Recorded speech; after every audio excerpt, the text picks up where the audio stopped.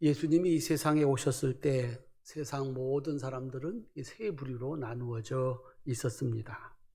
축복을 받은 아브라함의 자손들, 유대인들, 그 다음에 하나님의 백성이기는 했는데 하나님을 섬기지 아니하고 우상을 섬기다가 아수르에게 멸망을 당하고 그 아수르의 혼혈 정책을 따라서 아브라함의 순수 혈통을 잃어버린 사마리아 사람들, 그리고 아예 하나님을 알지 못하는 이방인들, 이렇게 나누어져 있었습니다. 유대인들은 사마리아인들을 상종하지 않았습니다. 그들 사이에는 건널 수 없는 경계선이 있었습니다. 서로의 땅도 밟지 않았습니다. 넘을 수 없는 벽이 있었습니다. 말조차도 섞지 않았습니다. 서로 적대적으로 살아갔습니다. 이방인들은 아예 아브라함도 모릅니다. 멸망받을 짐승과 같이 취급을 하였습니다. 하지만 하나님께는 그들 모두 하나님이 지은 피조물이고 하나님의 자녀들입니다. 하나님은 그들 모두를 다시 하나님의 백성, 하나님의 자녀로 만들기 위해서 아들 예수님을 세상에 보내셨습니다. 그래서 누구든지 예수님을 믿기만 하면 하나님의 자녀가 되는 길을 열어주셨습니다. 예수께서 3년 동안 이 일을 끝내시고 승천하셨습니다. 그리고 하나님은 성령을 보내셔서 제자들로 하여금 이 세상 모든 사람들을 하나님의 자녀로 만드는 그 일을 하도록 하셨습니다. 어떻게 제자들이 이 일을 할 수 있나? 하나님이 보내주신 분이 성령입니다. 성령은 하나님의 지혜와 하나님의 능력입니다. 성령이 제자들에게 임하니까 하나됨의 역사가 시작이 되었습니다.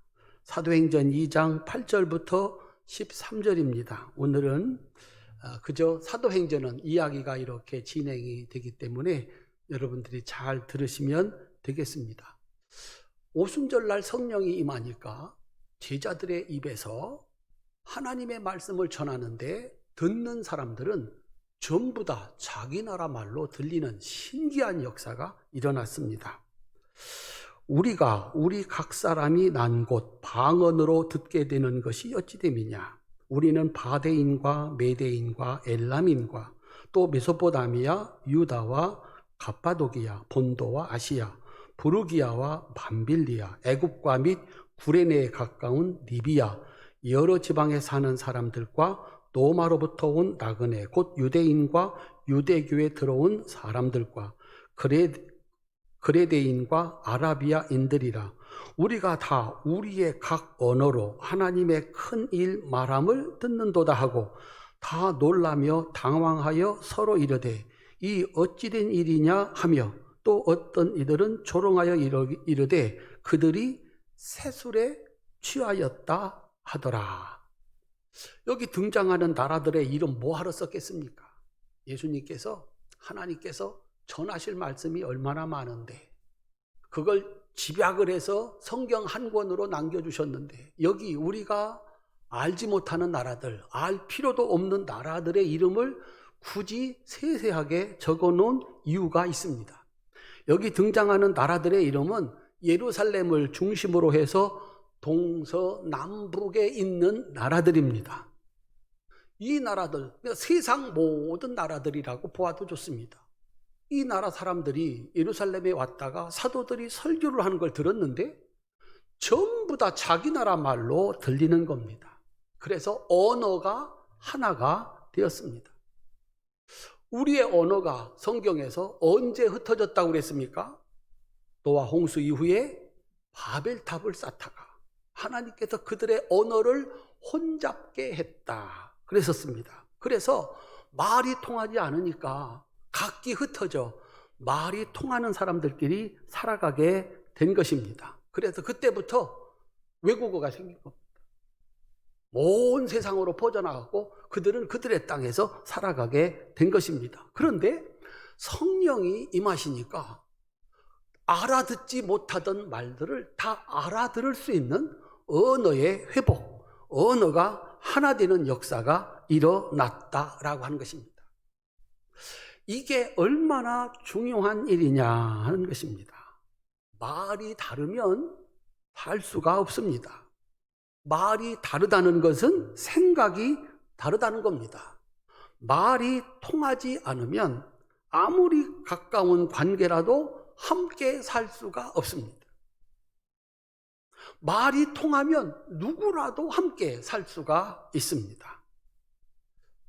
부모 자식이 가깝고 형제가 가깝고 이웃이 가깝지만 말이 통하지 않는 거죠. 생각이 다른 거예요. 함께 살 수 없습니다. 근데 어디 가서 누구를 만나서 얘기를 했는데 생각이 같고 그래서 말이 통해요. 그들과 살아가게 되어 있는 겁니다. 성령이 첫 번째로 하신 일이 말을 하나 되게 한 겁니다. 생각을 하나 되게 한 것입니다. 성령은 하나님의 지혜와 능력입니다.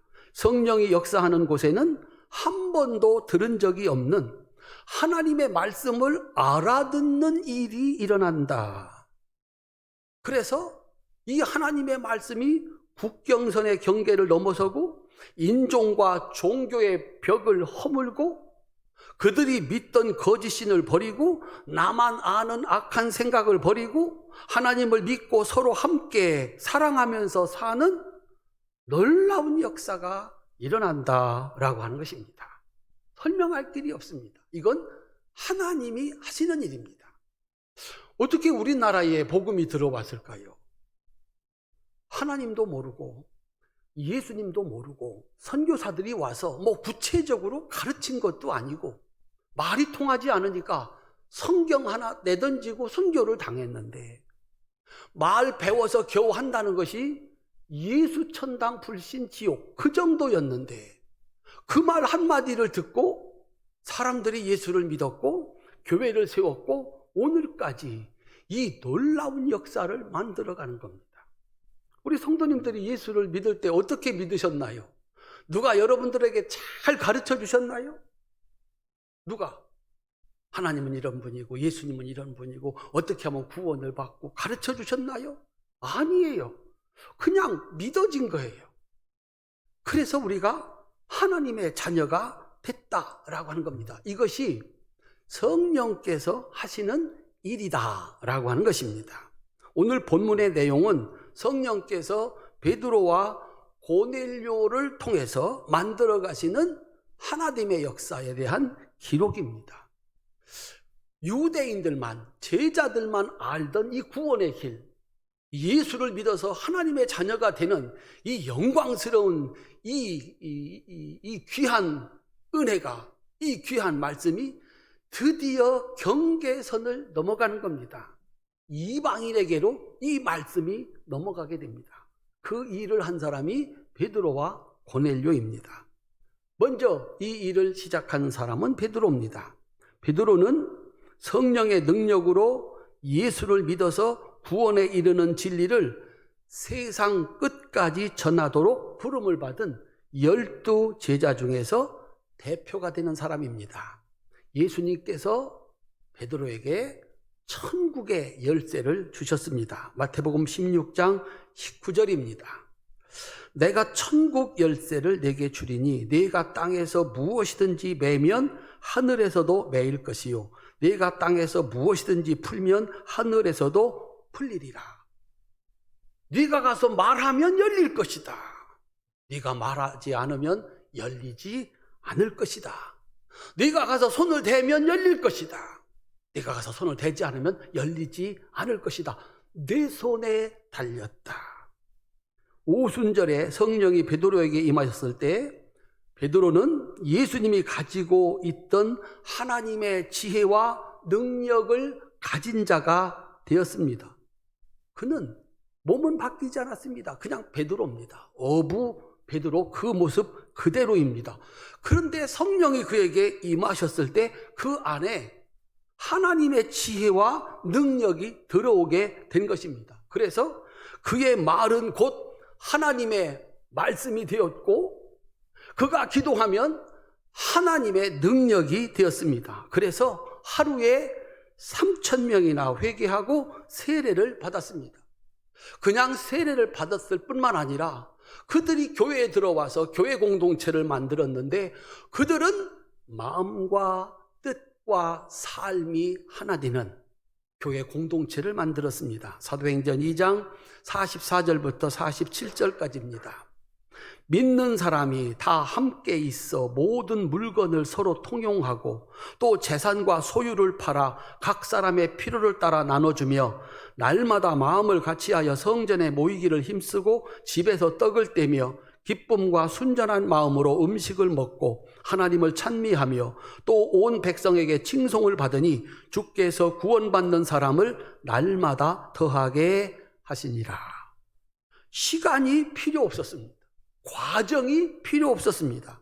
성령의 역사는 단숨에 그들을 한 마음 한 뜻으로 만들었고 하나님을 찬양하고 세상 이웃들을 사랑하고 자기의 것을 가지고 이웃과 함께 나누는 한 몸 공동체를 만들었습니다. 사람들이 보니까 그렇게 아름다울 수가 없는 겁니다. 모든 백성들이 칭송을 했습니다. 그래서 날마다 그 교회로 들어오는 사람을 더하게 하셨습니다. 사람을 변화시키고 예수를 믿게 만들고 교회의 일원이 되게 하는 것은 하나님의 영이신 성령께서 하시는 역사입니다. 지혜로, 능력으로 그를 교회의 일원, 교회와 한 몸 되게 하시는 겁니다. 그 일은 사람이 할 수 있는 것이 아니라 하나님의 영이신 성령의 역사로만 가능한 일이다라고 하는 겁니다. 우리 사랑하는 성도님들, 우리 교회가 하나님의 영이 충만해서 한 마음 한 뜻 되어서 하나님을 사랑하고 이웃을 돌볼 수 있는 복된 교회가 될 수 있기를 바랍니다. 그래서 사람들이 몰려오는, 자기들 발로 나도 저 교회의 일원이 되었으면 좋겠다, 그래서 부흥하는 교회, 그래서 하나님의 백성들을 맡기는 그런 교회 될 수 있기를 주님의 이름으로 축원합니다. 이제 이방인 고넬료입니다. 고넬료가 어떻게 하나님을 믿게 됐을까? 누가 전도했다는 얘기가 없습니다. 누가 가르쳐줬다는 얘기가 없습니다. 그런데 고넬료가 하나님을 믿었습니다. 믿었을 뿐만 아니라 온전하게 하나님을 믿었습니다. 사도행전 10장 1절부터 6절까지입니다. 가이사라에 고넬료라 하는 사람이 있으니 이달리아 부대라 하는 군대의 백부장이라. 그가 경건하여 온 집안과 더불어 하나님을 경외하며 백성을 많이 구제하고 하나님께 항상 기도하더니 하루는 제9시쯤 되어 환상 중에 밝히 보매 하나님의 사자가 들어와 이르되 고넬료야 하니 고넬료가 주목하여 보고 두려워 이르되 주여 무슨 일이니까? 천사가 이르되 내 기도와 구제가 하나님 앞에 상달되어 기억하신 바가 되었으니 내가 지금 사람들을 요빠에 보내어 베드로라 하는 시몬을 청하라. 그는 무두장이 시몬의 집에 유숙하니 그 집은 해변에 있다 하더라. 이 이방인 고넬료, 로마의 군인인 이 사람이 어떻게 하나님을 믿게 되었을까? 성경은 기록하지 않습니다. 중요한 것은 그가 하나님을 믿었는데 진실되게 온전하게 하나님을 믿었다라고 하는 겁니다. 개인 경건 생활에 있어서, 개인적인 신앙 생활에 있어서 그의 신앙은 온전했다. 2절입니다. 경건하여 온 집안과 더불어 하나님을 경외했다 그랬습니다. 경건, 경외, 이게 무슨 뜻일까요? 내 앞에 하나님 계시다. 우리 성도님들, 이 성전에 들어올 때 여기 하나님의 집이다. 하나님이 내 예배를 받으신다. 하나님께서 나에게 말씀하신다. 믿으십니까? 그게 경건입니다. 그게 경건이에요. 그게 경외입니다. 하나님 말씀은 반드시 지켜야 돼. 지키면 복이고 어기면 재앙이야. 그걸 믿고서 사는 사람이었습니다. 그는 언제나 내 앞에 하나님 계시다, 나를 보고 계시다, 나의 하는 것을 보고 계시고 내 기도를 듣고 계신다라고 믿고 사는 사람이었습니다. 그 다음에 온 집안과 더불어 그 집에 있는 모든 사람들이 똑같이 하나님을 경외하고 경건하게 하나님을 섬겼습니다. 가족들은 물론이고 베드로에게 심부름을 보낼 때 하인과 부하도 경건한 사람이다 그랬습니다. 뿐만 아니라 고넬료는 신앙의 실천에 있어서도 온전했습니다. 그의 신앙은 가정의 경계선을 넘어갑니다. 백성을 많이 구제하고 항상 기도했다 그랬습니다. 이 로마 사람입니다. 자기가 지배하고 있는 그야말로 보잘것없는 오죽 있으면 나라가 망하고 내가 와서 그 나라를 다스리고 있겠느냐 하는 겁니다. 그런데 그 백성들을 구제했습니다. 많이 구제했습니다. 그리고 하루에 3차례 꼬박꼬박 하나님께 기도했습니다. 그래가지고 이 구제와 기도가 쌓이고 쌓여서 하늘에 상달됐다 그랬어요. 이 무엇을 꾸준하게 끝까지 하는 게 쉬운 일이 아닙니다. 그래서 내가 좀 뭘 해야 되겠다 하다가 그만두고 또 며칠 하다가 그만두고 그래서 살이 좀 빠졌다가 다시 찌고 이 고넬료의 신앙은 끝까지입니다. 하늘에 닿았다. 변함이 없었다. 집안 식구들에게 따로 설명할 게 없어요. 그래서 모든 가족들이 그 집의 종까지 하나님을 믿으려면 저렇게 믿어야 돼. 너무 좋아 보이는 거예요. 그래서 그 집 온 식구가 경건하게 하나님을 섬겼다 그랬습니다. 하나님께서 기도하는 그에게 말씀하셨고 그는 그 말씀을 듣자마자 종들을 베드로에게 보냈습니다. 그는 하나님의 말씀을 듣는 자고 그 말씀을 지켜서 순종하는 사람입니다.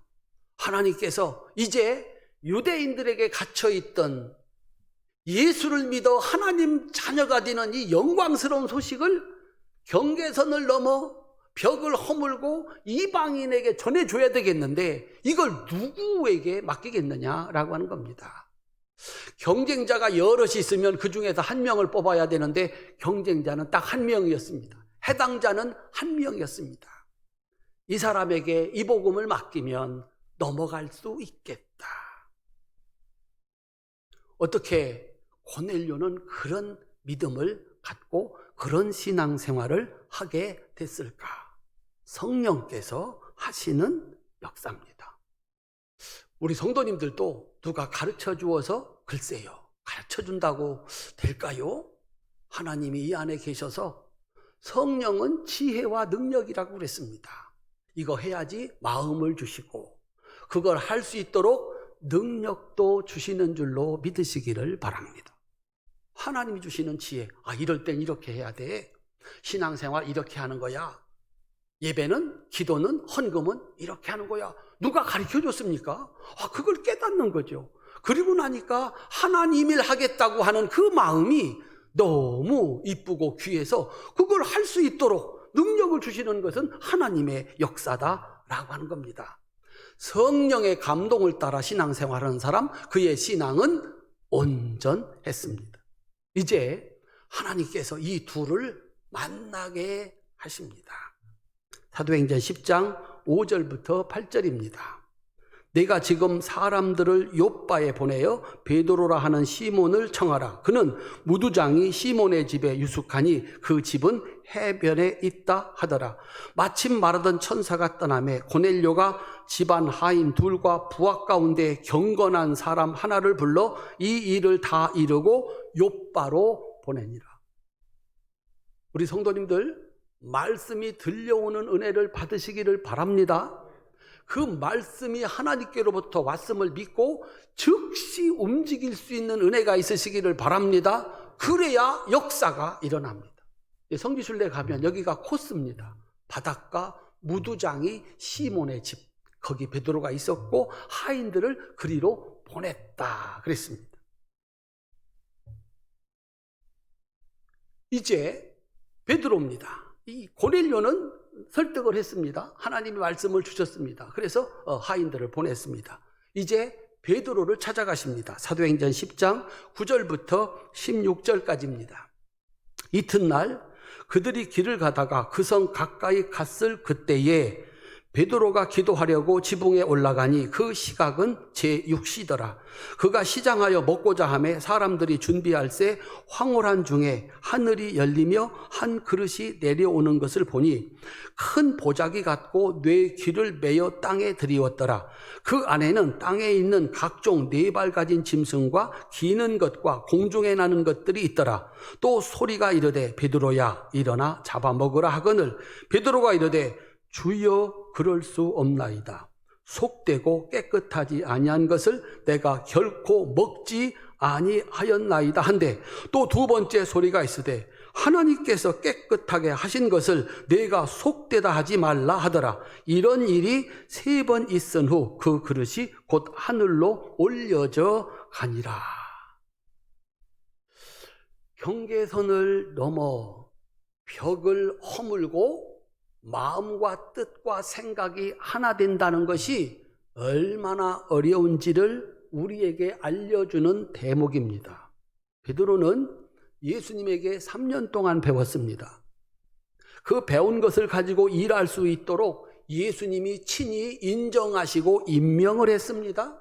그 일을 할 수 있도록 성령의 충만함을 받았습니다. 그런데 내가 알고 있는 것, 내가 살아온 가치를 버리고 하나님의 말씀에 순종하는 것이 얼마나 어려운지를, 하나님과 생각이 같아지는 것이 얼마나 어려운지를 베드로는 우리에게 보여주고 있습니다. 여러분은 어떠시겠습니까? 야, 잡아먹어.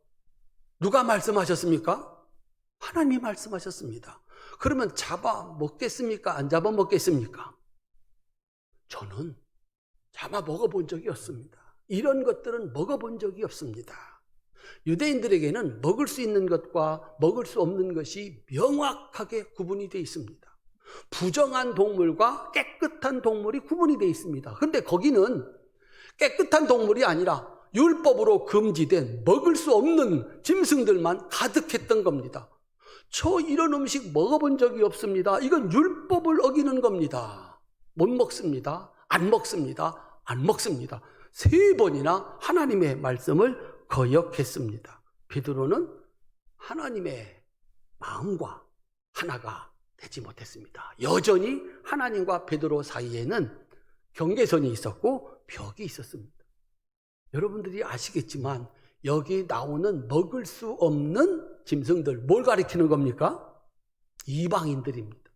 사마리아인들도 상종을 안 하는데 짐승 같은 이방인들하고 같이 먹는다든지 그 집에 들어간다든지 있을 수 없는 일입니다. 하나님은 그렇게 가르쳐주고 있는 겁니다. 넘어가라. 네가 만날 사람이 있다. 못 가겠다는 겁니다. 못 하겠다는 겁니다. 이야, 하나 되는 게 얼마나 어려운가. 하나님과 생각이 같아지는 게 얼마나 어려운가. 내가 살아온 방식, 내가 지켜온 가치, 그걸 버리고 하나님을 따라간다는 게, 하나님의 뜻에 순종하고 따라간다는 게 얼마나 힘드는지를 베드로는 우리에게 가르쳐 주고 있습니다. 자, 이 베드로와 고넬료가 만나야 되는데 만날 길이 없어진 겁니다. 이 일을 가능하게 하시는 분이 성령이십니다. 성령은 베드로와 고넬료를 만나게 하시고 친절하게 가르치셔서 하나가 되게 만드셨습니다. 사도행전 10장 34절부터 35절, 44절부터 45절입니다. 베드로가 입을 열어 말하되 내가 참으로 하나님은 사람을 외모로 보지 아니하시고 각 나라 중 하나님을 경외하며 의를 행하는 사람은 다 받으시는 줄 깨달았도다. 베드로가 이 말을 할 때 성령이 말씀을 듣는 모든 사람에게 내려오시니 베드로와 함께 온 할례 받은 신자들이 이방인들에게도 성령 부어주심으로 말미암아 놀라니 이는 방언을 말하며 하나님 높임을 들음이러라. 성령은 두 사람을 만나게 했습니다. 친절하게 가르쳐 주었습니다. 그래서 하나가 되게 하셨습니다. 예수님을 믿어 하나님의 백성, 하나님의 자녀가 되는 이 복된 소식이 드디어 유대인의 경계선을 넘고 이방인의 벽을 허물고 그들을 예수 안에서 하나가 되게 만들었습니다. 성령께서 베드로와 하나님 사이에 막혀져 있던 그 경계선, 그 담을 허물고 하나님의 뜻에 따라 그 생각에 따라 순종하는 베드로 하나가 되게 하는 역사를 만들었습니다. 그런데 경계선은 유대인과 이방인 사이에만 있던 게 아니고 베드로와 하나님 사이에만 있던 게 아니고 교회 공동체 안에도 있었습니다. 이 일로 수제자 베드로는 교회 공동체의 소환을 받고 비난을 받게 됐습니다. 사도행전 11장 1절부터 3절입니다. 유대에 있는 사도들과 형제들이 이방인들도 하나님의 말씀을 받았다 함을 들었더니 베드로가 예루살렘에 올라갈 때에 할례자들이 비난하여 이르되 내가 무할례자의 집에 들어가 함께 먹었다 하니 그랬습니다. 어떻게 그럴 수가 있냐? 할례 받지 않은 짐승과 같은 그 집에 들어가고 그들과 함께 먹었다니 베드로 정신이 있는 거요. 당신이 아무리 지도자라 할지라도 우리의 지도자라 할지라도 그럴 수는 없습니다. 당신은 율법을 어겼습니다. 비난했다 그랬습니다. 그래서 오늘 본문이 나옵니다. 베드로가 우리가 지금까지 살펴본 사도행전 10장 그 내용을 똑같이 보고를 했습니다. 그리고 오늘 설교 제목으로 정한 말씀으로 결론을 지었습니다. 사도행전 11장 15절부터 18절입니다. 내가 말을 시작할 때에 성령이 그들에게 임하시기를 처음 우리에게 하신 것과 같이 하는지라. 내가 주의 말씀에 요한은 물로 세례를 베풀었으나 너희는 성령으로 세례를 받으리라 하신 것이 생각났노라. 그런즉 하나님이 우리가 주 예수 그리스도를 믿을 때 주신 것과 같은 선물을 그들에게도 주셨으니 함께 읽겠습니다. 내가 누구이기에 하나님을 능히 맡겠느냐 하더라. 그들이 이 말을 듣고 잠잠하여 하나님께 영광을 돌려 이르되 그러면 하나님께서 이방인에게도 생명을 얻는 회개를 주셨도다 하니라. 경계선의 벽은 교회 공동체 안에도 있었습니다. 자기하고 생각이 다르다면 비난하기를 주저하지 않았습니다. 수제자 베드로라도 예외가 아니었습니다. 그런데 성령은 베드로와 이 베드로의 증언을 통해서 모든 성도들과 함께 경계를 넘고 벽을 허물어서 이방인과 하나가 되게 하셨습니다. 세상 모든 사람을 하게 하는 능력, 그것은 오직 하나님의 영이신 성령께서 하시는 일입니다. 어떻게 그 일이 가능한가?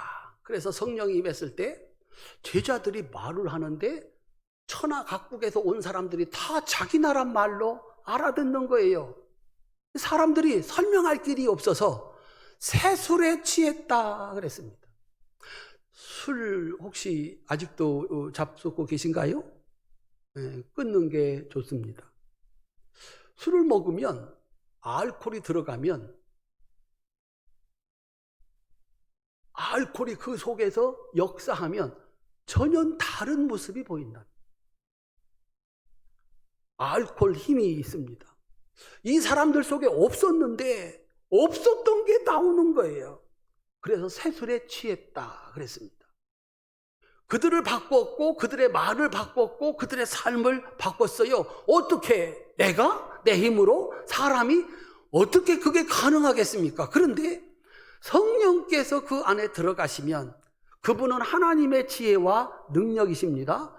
순식간에 바꿔서 깡패를 목사로 만들 수 있습니다. 세리를 제자로 만들 수 있습니다. 병자를 고칠 수 있습니다. 하나님의 지혜와 하나님의 능력이었습니다. 이 교회 공동체가 베드로의 말을 잘 들었습니다. 잘 들으니까 이해가 가는 거예요. 믿음이 생기는 거예요. 이야, 하나님이 이방인에게도 세례를, 생명을 얻는 회개를 주셨구나. 그렇게 인정할 수가 있었습니다. 사랑하는 성도님들, 어떻게 하면 우리 집 식구들이 서로 마음이 통하고 말이 통하고, 그래서 말을 하면 다 알아들어. 아버지가 말하면 자식들이 알아듣고, 자식들이 얘기를 하면 아버지가 알아들을 수가 있는 거죠.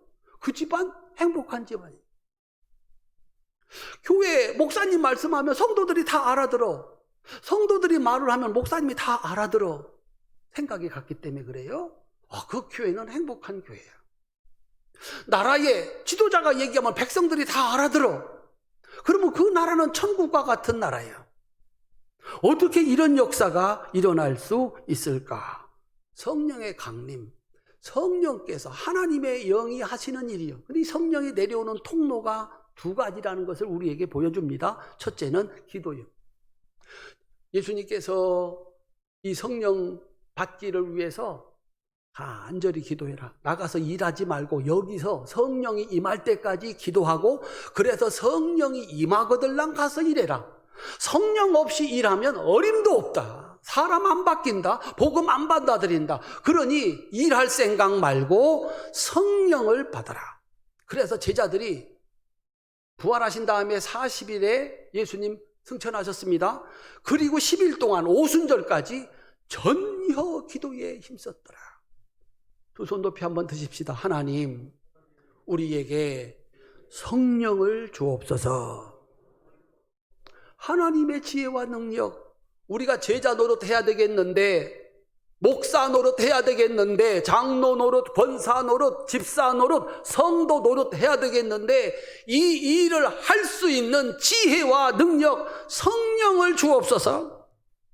열흘 동안 전혀 기도에 힘썼습니다. 그래서 50일 되던 날 오순절에 그 성령이 그들에게 임하였습니다. 어떻게 성령 받았나?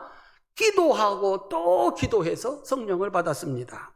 사도행전과 누가복음은 누가가 썼습니다. 두 권 다 누가가 썼습니다. 누가복음에서 예수님의 가르침을 이렇게 우리에게 전해주고 있습니다. 누가복음 11장 9절부터 13절입니다. 이건 여러분들이 함께 잘 아는 말씀이니까 읽어보시겠습니다. 함께 읽겠습니다. 내가 또 너희에게 이르노니 구하라 그러면 너희에게 주실 것이요, 찾으라 그러면 찾아낼 것이요, 문을 두드리라 그러면 너희에게 열릴 것이니, 구하는 이마다 받을 것이요, 찾는 이는 찾아낼 것이요, 두드리는 이에게는 열릴 것이니라. 너희 중에 아버지 된 자로서 누가 아들이 생선을 달라 하는데 생선 대신에 뱀을 주며 알을 달라 하는데 전갈을 주겠느냐? 너희가 악할지라도 좋은 것을 자식에게 줄 줄 알거든 하물며 너희 하늘 아버지께서 구하는 자에게 성령을 주시지 않겠느냐 하시니라. 뭘 구하라는 겁니까? 성령을 구하라는 거예요. 구하고 찾고 두드리면 하나님께서 너희에게 뭘 주신다? 성령을 주신다. 마태복음에서는요, 좋은 것을 주신다. 그렇게 마태는 예수님의 말씀을 받아 적으면서 좋은 것을 주시리라 그랬는데, 누가는 성령을 주시리라 그랬습니다. 세상에서 가장 좋은 게 뭐다?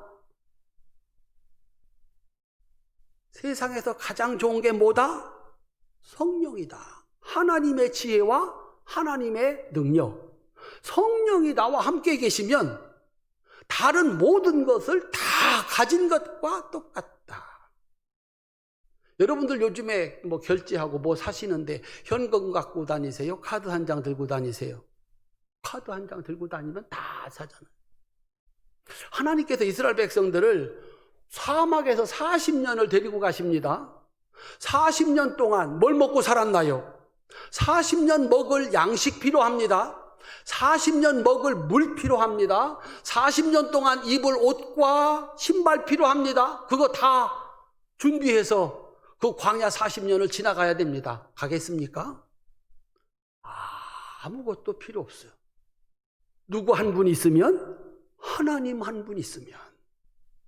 하나님 한 분 있으면 때 되면 먹을 것 주시고, 목마르면 물 주시고, 옷 떨어지지 않고 신발 헤어지지 아니하고. 뭐가 더 필요합니까? 하나님은 그런 분이요. 성령은 하나님의 영이십니다. 한번 따라 하실까요? 세상에서 가장 좋은 것은 성령이 함께 하시는 겁니다. 큰 소리로 아멘. 우리 성도님들, 하나님의 영, 하나님의 지혜와 능력이 나와 함께 하시면 가는 길을 가르쳐 줄 겁니다. 어떻게 해야 될지를 가르쳐 줄 겁니다. 멈출 때와 나갈 때를 가르쳐 줄 겁니다. 내가 하나님의 일을 하고자 하면 하나님은 그 일을 할 수 있도록 돈이 필요하다면 돈을 줄 것이고, 건강이 필요하다면 건강을 줄 것입니다. 사람이 필요하다면 사람을 만나게 하실 겁니다. 그게 성령이 하시는 일이십니다. 구하라, 찾아라, 두드려라. 하나님께서 성령을 주시리라 말씀한 겁니다. 그래서 우리가 기도할 때 수준 높은 기도는 이것저것 다 구하는 것 아니라 하나님, 하나님의 영이신 성령, 지혜와 능력을 나에게 주세요 기도하는 겁니다.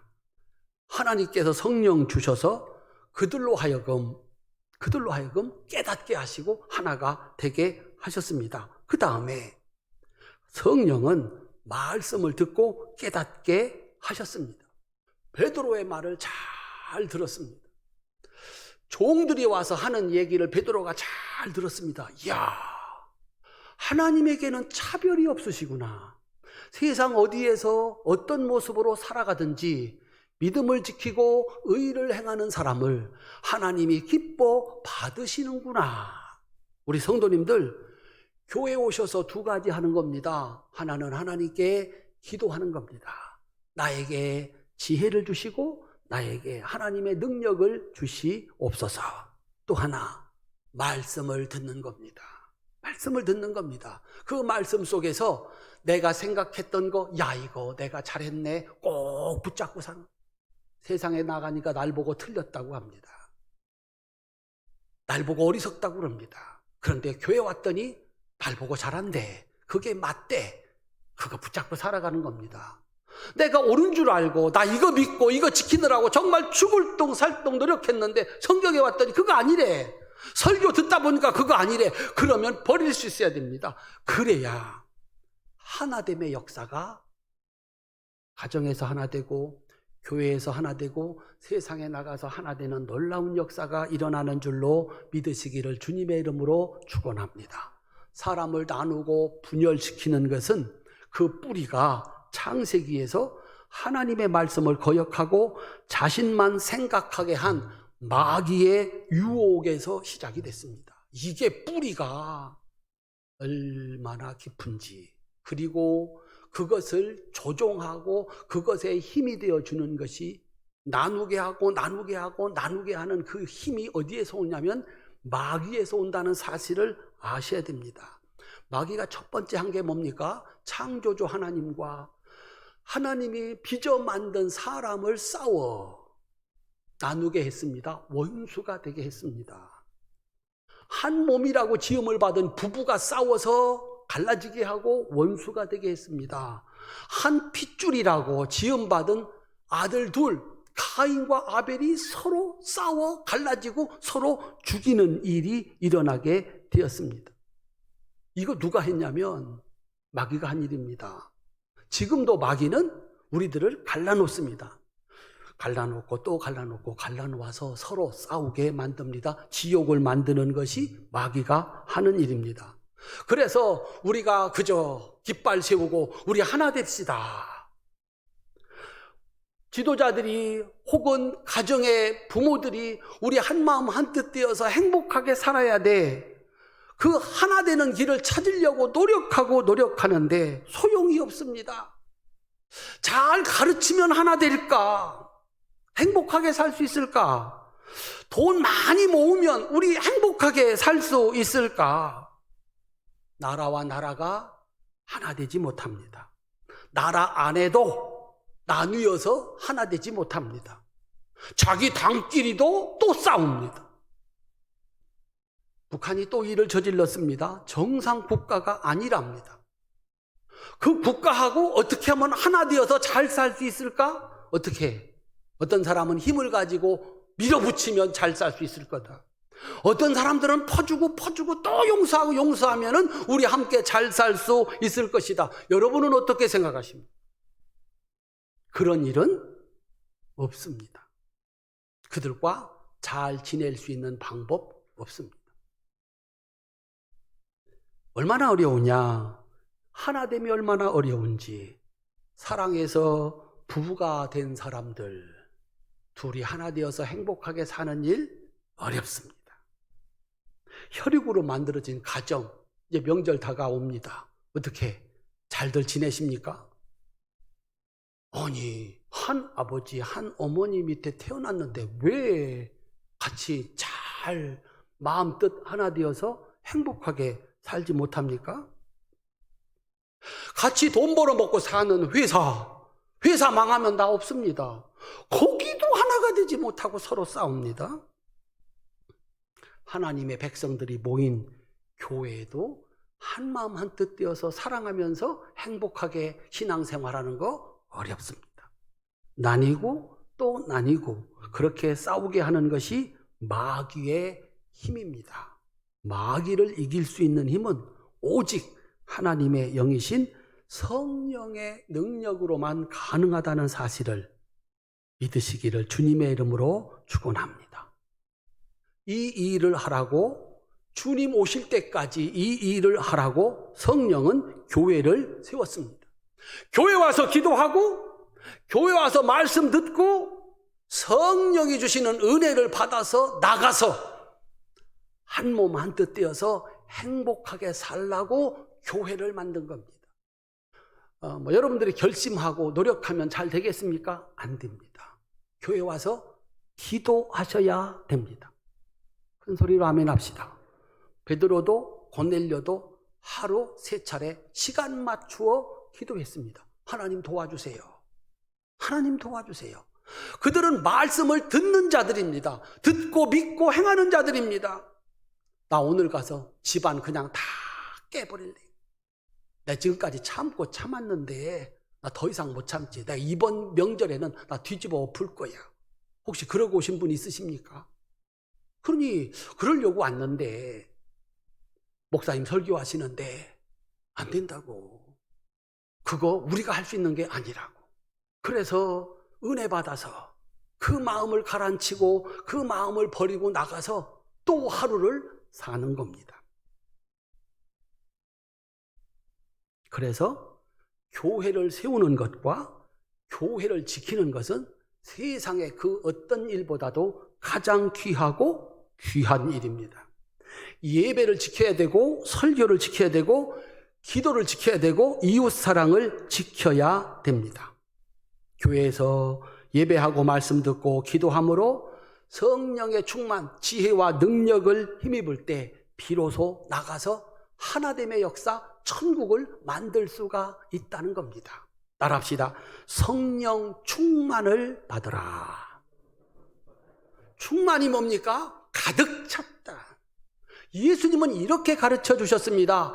일용할 양식을 구해라. 내가 이전에는 신앙생활 잘했어. 정말 신앙생활 잘했어. 옛날 얘기입니다.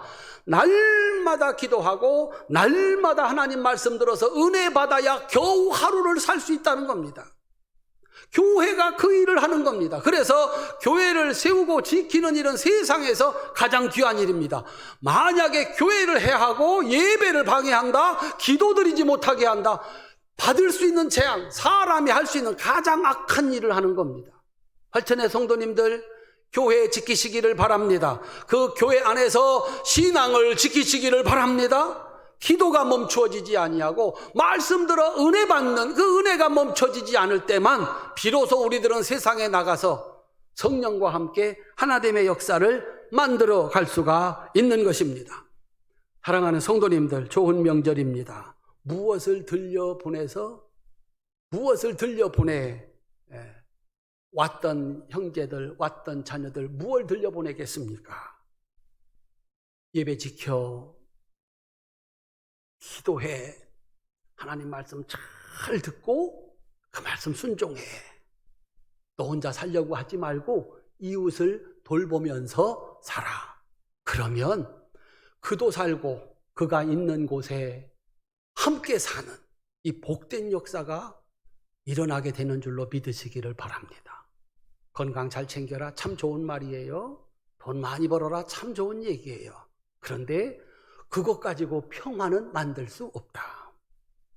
기도하는 사람, 성전에서 하나님 말씀 듣고 순종하는 사람, 그 사람이 평화를 만들고 천국을 만드는 겁니다. 우리 활천의 가족들에게 이 성령께서 함께 하심으로 교회에서 하나 되고 가정에 가서 하나 되고 여러분이 살아가는 세상 한복판에서 평화를 만들며 사는 이 은혜와 축복이 활천의 가족들에게 있으시기를 주님의 이름으로 축원합니다.